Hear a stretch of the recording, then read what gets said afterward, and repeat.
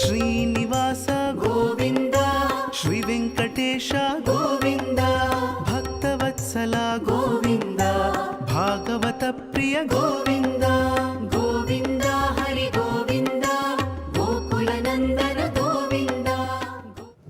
ఓం శ్రీ వెంకటాచలాధీశం శ్రీయోధ్యాసితవక్షసం శ్రీతచేతసమందారం శ్రీనివాసామహం భజే జ్యోతిశాంతం సర్వలోకాంతరస్థం ఓంకారాఖ్యం యోగిరిధ్యానగమ్యం సాంగం సాయుధం సశక్తిం భక్తిసేవ్యం సర్వకారం విష్ణుమావాహయామి.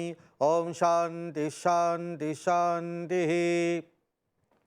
శ్రోతలందరికీ మా సప్రేమ నమస్కారములు.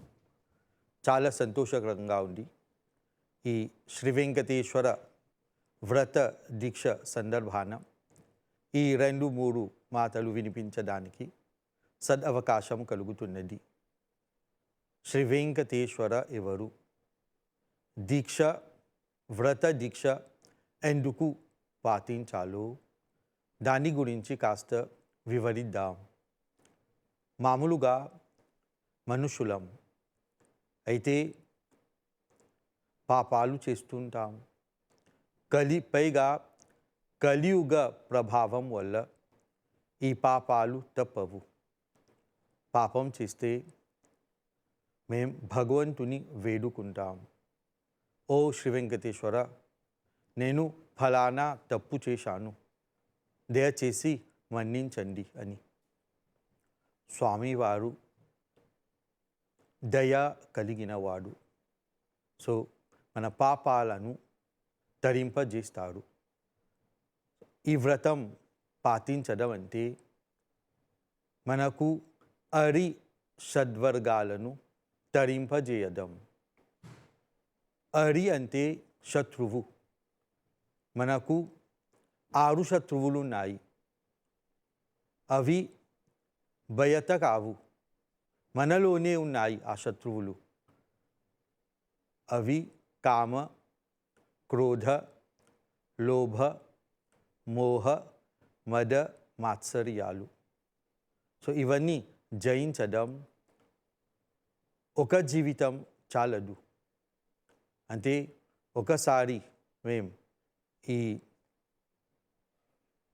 భూమిలో పుట్టాం, ఆ తర్వాత అనుకుంది 100 సంవత్సరాల తర్వాత మేము వెళ్ళిపోతాం, మళ్ళీ వస్తాం.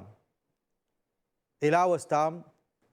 మనం చేసిన పాప పుణ్యాలను బట్టి మళ్ళీ ఈ భూమిలోకి వస్తాం. అనుకుంది 30 సంవత్సరాలు 20 సంవత్సరాలు మేము వ్రతం పాటించాం, శ్రీ వెంకటేశ్వర స్వామిని వేడుకొందాం, ఆయన కీర్తనలను పాడాం, భక్తి చూపించాం, సేవలు చేశాం. సో ఇవన్నీ ఈ కర్మలతో మళ్ళీ మళ్ళీ వస్తాం. ఇలా మేము స్వామివారిని దగ్గరకి చేరుతాం. ఇలా